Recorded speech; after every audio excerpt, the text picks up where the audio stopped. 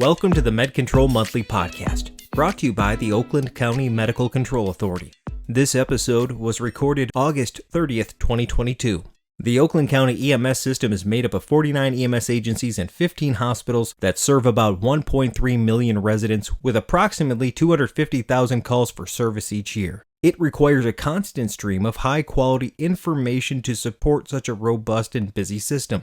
The mission of Med Control Monthly is to provide the latest updates, information, and trends to and on behalf of Oakland County MCA's EMS agencies and hospitals. I'm Jeff Lassers and I'll be your host. I'm the EMS System Manager of the OCMCA, as well as a firefighter paramedic with the West Bloomfield Township Fire Department. As many of you may know, September is Suicide Awareness Month. Unfortunately, suicide rates have risen to where we now have an entire month dedicated to recognizing the signs of suicide in people around us with the hopes of preventing tragedy. What's more disheartening is the fact that suicides continue to increase at a much higher rate in the first responder community than in the general population. For this reason, suicide awareness, prevention and intervention education and training are becoming a top priority for all first responder leaders and organizations.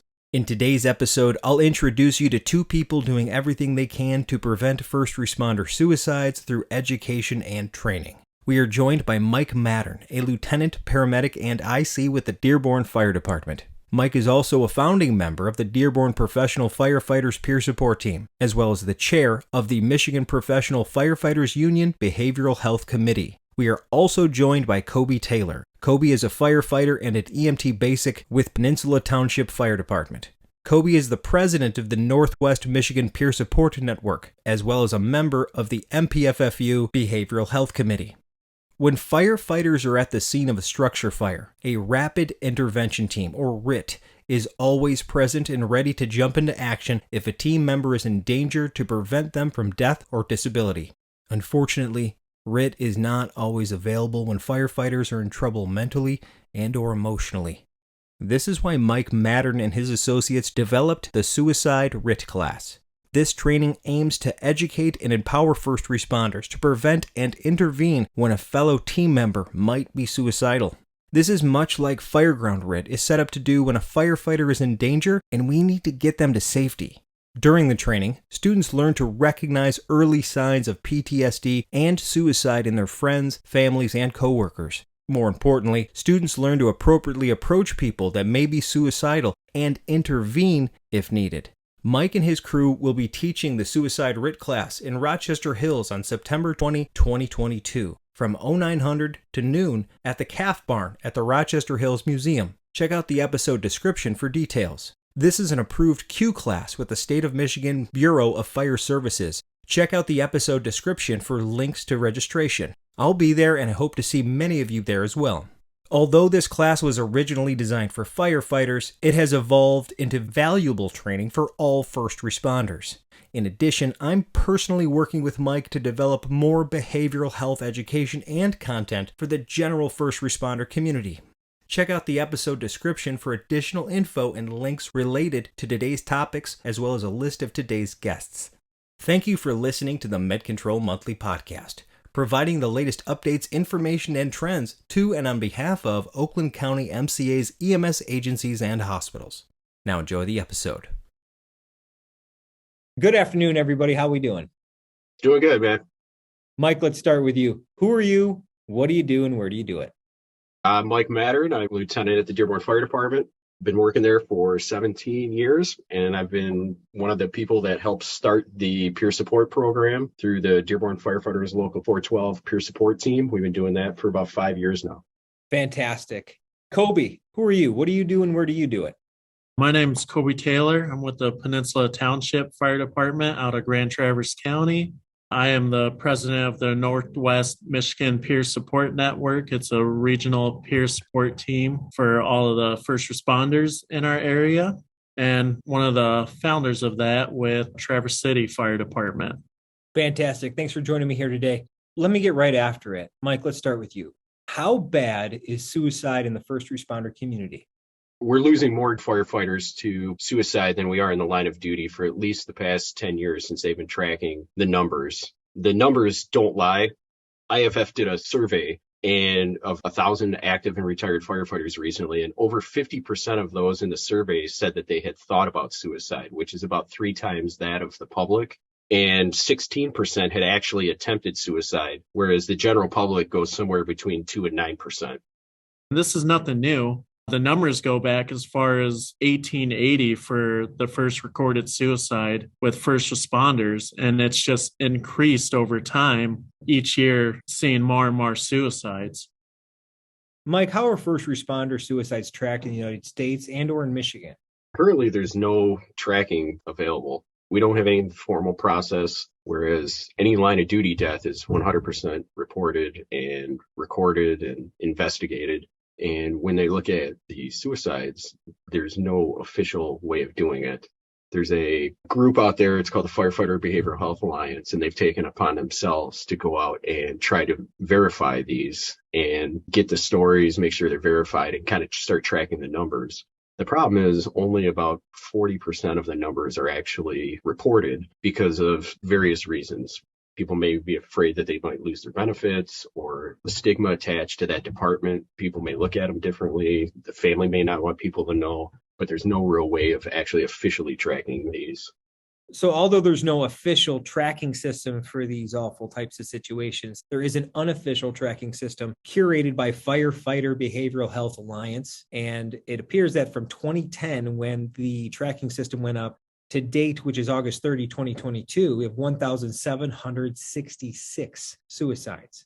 And those are the ones, again, that they know about. And you said that potentially only 40% of them are even reported to be tracked. So obviously it could be a lot more than that. And then we looked at the 2022 numbers, and it appears that 35 firefighters, 4 EMS providers, and 1 dispatcher have committed suicide in 2022 so far.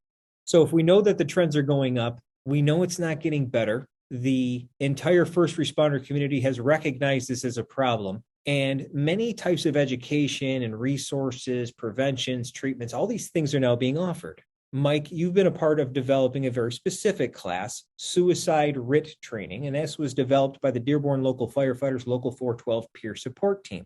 When, why, and how was this R.I.T suicide course developed?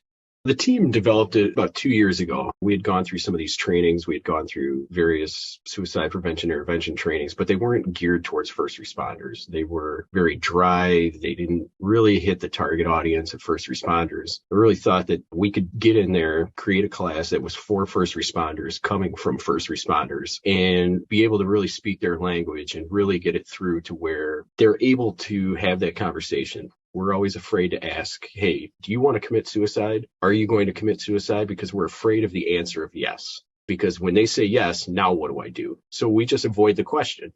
Really what we wanted to do was create this class to teach people, okay, what are the signs that we need to look for? Because we've gone in to do some post-suicide stuff at different departments, and that's one of the biggest questions that come up is people go, well, did I miss something? I wish I would have known what I was looking for. Did I miss something before it happened? And so what we want to do is give the first responders the tools to see these little red flags that might be popping up so we can prevent it before it happens.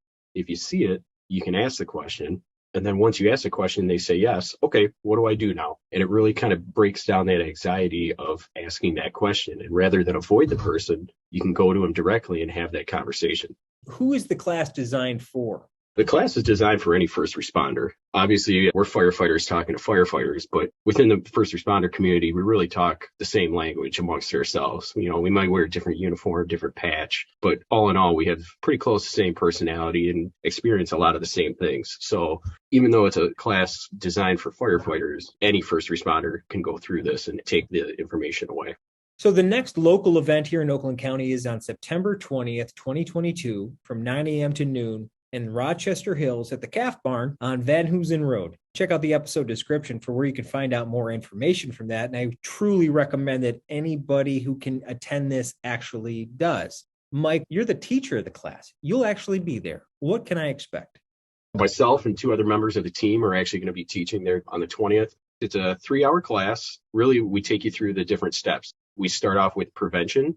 How do we prevent anybody getting to that suicide? What are the signs that we need to look for? What are these little things that we need to see? How did we get there to help prevent it before it gets there? Then we move into the next phase. Okay, we're there. The person's struggling. You ask them that question. Do you want to commit suicide? Do you have a plan to commit suicide? So it's taking that person head on and really asking that important question of, are you there? Are we at this point? And then the last phase is, if they say yes, okay, now what do I do to not only de-escalate the situation a little bit, but then get them to the mental health professionals that they need?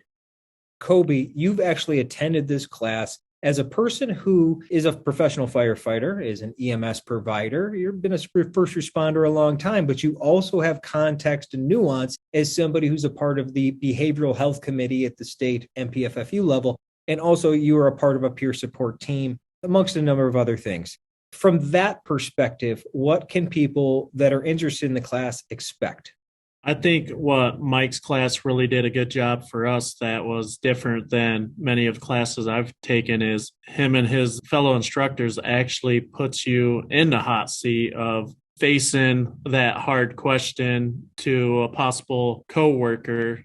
Are you there? Are you going to commit suicide? It's a really hard question that we see a lot of people not wanting to ask. So this class, they do a really fantastic job of education and skills that you need, but also putting you in that hot seat of asking that question and where to go from there.